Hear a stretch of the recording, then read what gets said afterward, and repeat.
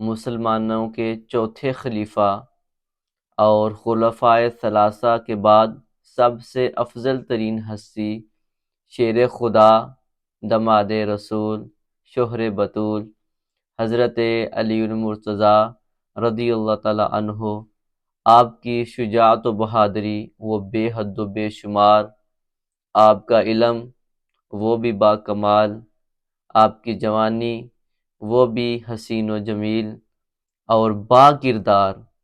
آپ کی سیرت کی بات کریں تو مسلمانوں کے لیے وہ ایک راہ ہدایت کے طور پر استعمال ہوتی ہے،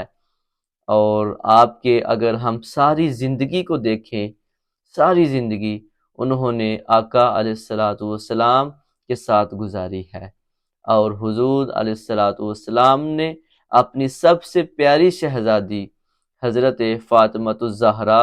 رضی اللہ تعالی عنہا کا نکاح مبارک حضرت علی المرتضیٰ رضی اللہ تعالی عنہ سے کیا تھا۔ آپ کی جوانی وہ بھی با کردار، اور آپ کا بڑھاپا اس کو بھی ہمارا سلام۔ کمال کے وہ شخص تھے کہ جن کے بارے میں حضور علیہ الصلاۃ والسلام نے فرمایا، اے علی تیرے چہرے کو دیکھنا بھی عبادت ہے۔ اور حضرت ابو سعید خدری رضی اللہ تعالی عنہ آپ بیان کرتے ہیں کہ جب ہم نے دیکھنا ہوتا نا کہ سامنے والا بندہ یہ منافق ہے یا مومن ہے، تو صحابہ کرام میں سے حضرت ابو سعید خدری رضی اللہ تعالی عنہ بیان کرتے ہیں کہ ہم اس مجلس کے اندر، اس جگہ کے اندر جہاں پر لوگ اکٹھے ہوتے اور ہم نے دیکھنا ہوتا کہ سامنے والا وہ منافق ہے یا مومن ہے، تو حضرت ابو سعید خدری رضی اللہ تعالی عنہ بیان کرتے ہیں کہ ہم اس مجلس کے اندر، اس بیٹھک کے اندر ذکر علی چھیڑ دیتے تھے، اور فرمایا کہ اگر ذکر علی دیکھ کر، سن کر، اگر سامنے والے کا چہرہ وہ خوش ہو جاتا، تر و تازہ ہو جاتا، تو ہم یہ سمجھ جاتے کہ یہ مومن بیٹھا ہے۔ اور فرمایا کہ اگر سامنے والے کا چہرہ مرجھا جاتا اور سامنے والے کے چہرے پر وہ غم کے آثار نظر آتے، تو ہم سمجھ جاتے یہ مومن نہیں، یہ منافق بیٹھا ہے۔ تو گویا پتہ چلا کہ ذکر علی یہ ایسے ہی ہے، اس کے اندر مومن کی اور منافق کی پہچان رکھ دی گئی ہے۔ آقا علیہ الصلاۃ والسلام کا بہت ہی پیارا فرمان ہے، میرے حضور نے فرمایا، اے علی تیری مثال میرے لیے ایسے ہے کہ جیسے حضرت موسیٰ علیہ السلام کی ان کے بھائی حضرت ہارون علیہ السلام کی تھی، لیکن اے علی یاد رکھنا حضرت موسیٰ علیہ السلام کے بعد ان کے بھائی نبی بنے تھے، لیکن فرمایا تو میرا بھائی تو ہے لیکن لا نبی بعدی، میرے بعد کوئی نبی نہیں آ سکتا۔ تو اتنی محبت آقا علیہ الصلوۃ والسلام نے حضرت علی المرتضیٰ رضی اللہ تعالی عنہ سے فرمائی، اور جب کم و بیش آپ کی عمر مبارک ابھی 10 برس ہوئی تھی، تو آپ کو یہ بھی اعزاز حاصل ہے کہ بچوں میں سب سے پہلے جو اسلام لے کر آئے تھے ان کا نام حضرت علی المرتضیٰ رضی اللہ تعالی عنہ ہے، کہ بچوں میں سب سے پہلے آپ حضور علیہ الصلوۃ والسلام پر ایمان لے کر آئے تھے۔ اور اگر ہم آپ کی شجاعت و بہادری کی بات کریں تو فتح خیبر ہمارے لیے نمایاں ہے کہ اس دن جب قلعہ فتح نہیں ہو رہا تھا، خیبر کا قلعہ جب فتح نہیں ہو رہا تھا، تو پھر میرے آقا علیہ الصلوۃ والسلام نے فرمایا کہ صبح جس کے ہاتھ میں میں جھنڈا دوں گا، جس کے ہاتھ میں میں جھنڈا عطا کروں گا، وہ اس سے اللہ بھی بڑی محبت کرتا ہے اور اللہ کا رسول بھی بڑی محبت کرتا ہے۔ اور فرمایا کہ جس کے ہاتھ میں خیبر کا جھنڈا ہوگا، اس کے ہاتھ میں اللہ پاک نے فتح نصیب کر دی ہوگی، یعنی وہ فاتح خیبر کہلائے گا۔ اللہ اکبر۔ تو صحابہ کرام رضی اللہ تعالی عنہم آپس کے اندر یہ اپنے دل کے اندر یہ چاہت پیدا کرتے ہیں، کاش کیوں نہ ایسا ہو مجھے جھنڈا مل جائے، کاش کیوں نہ ایسا ہو میں خیبر کے قلعے کو فتح کروں۔ لیکن جب صبح ہوتی ہے، اللہ اکبر، حضور علیہ الصلوۃ والسلام نے فرمایا، آئین علی، علی کہاں ہے؟ علی نظر نہیں آ رہا۔ تو پوچھنے پر پتہ چلا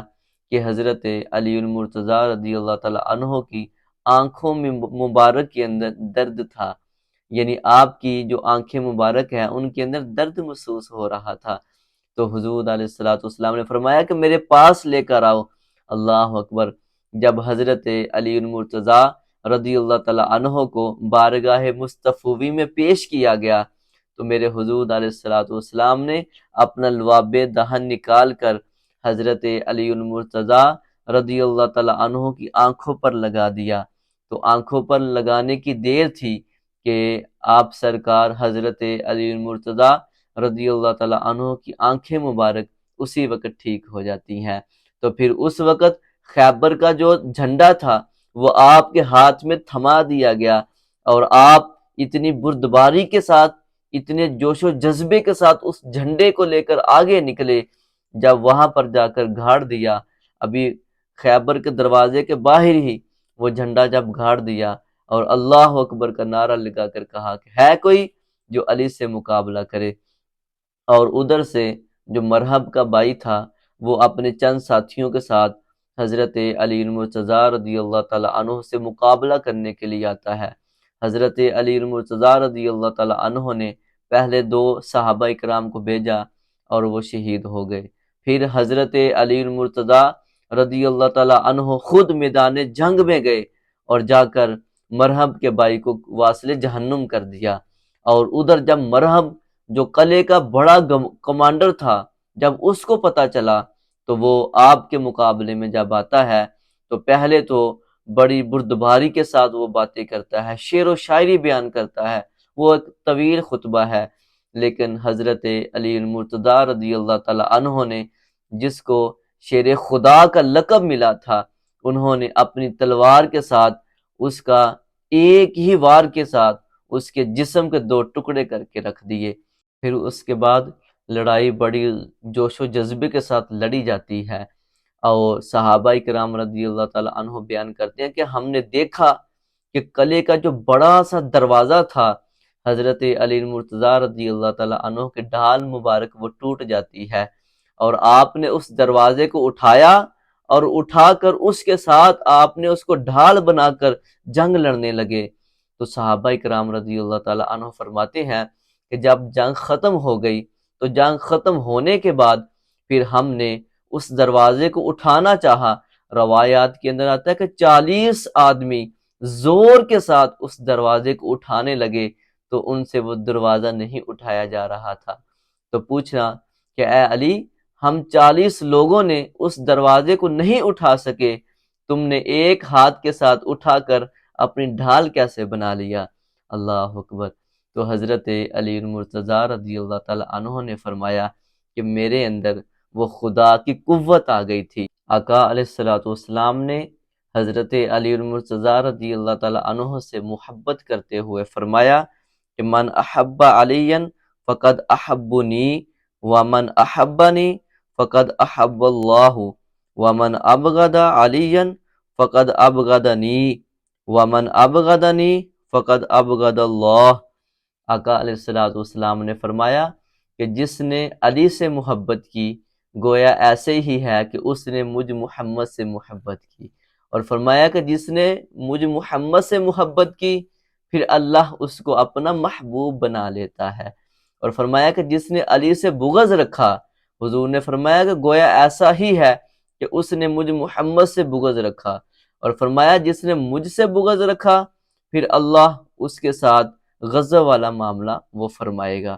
تو پتہ چلا کہ علی کی محبت ہی نبی کی محبت ہے، اور نبی کی محبت ہی اصل میں خدا تعالیٰ سے محبت ہے۔ تو اسی طرح آقا علیہ السلام کا ایک اور بہت ہی پیارا فرمان ہے۔ حضرت عبداللہ بن مسعود رضی اللہ تعالیٰ عنہ اور حضرت امی عائشہ صدیقہ رضی اللہ تعالیٰ عنہا آپ روایت کرتی ہیں کہ آقا علیہ السلام نے ارشاد فرمایا النظر الی وجہ علی عبادت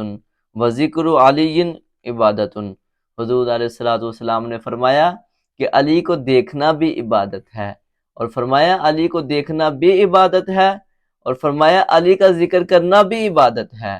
اللہ اکبر! معذرت کے ساتھ آج کچھ لوگ نشہ آور چیزیں لے کر مختلف قسم کا نشہ کر کے وہ حضرت علی المرتضیٰ رضی اللہ تعالیٰ عنہ کا نام مبارک لیتے ہیں، لیکن اگر ہم اس پاک ہستی کی بات کریں جو امام الولایت ہیں، ولایت کے امام حضرت علی المرتضیٰ رضی اللہ تعالیٰ عنہ، ان کی بات کریں، حضرت اسماء رضی اللہ تعالیٰ عنہا آپ روایت کرتی ہیں، جو حضرت ابو بکر صدیق رضی اللہ تعالیٰ عنہ کی زوجہ محترمہ ہے۔ آپ فرماتی ہیں کہ جنگ خیبر کی واپسی پر ایک مقام پر حضور علیہ الصلوۃ والسلام ٹھہرے، اور نماز ظہر جب دونوں نے حضرت علی المرتضیٰ اور آقا علیہ الصلوۃ والسلام نے جب ادا فرمائی، تو اس کے بعد حضور علیہ الصلوۃ والسلام نے حضرت علی المرتضیٰ رضی اللہ تعالیٰ عنہ کو کچھ کام کے لیے کہیں بھیج دیا، اور میرے حضور نے نماز عصر ادا فرما لی، تو بعد میں حضرت علی المرتضیٰ رضی اللہ تعالیٰ عنہ آپ آئے،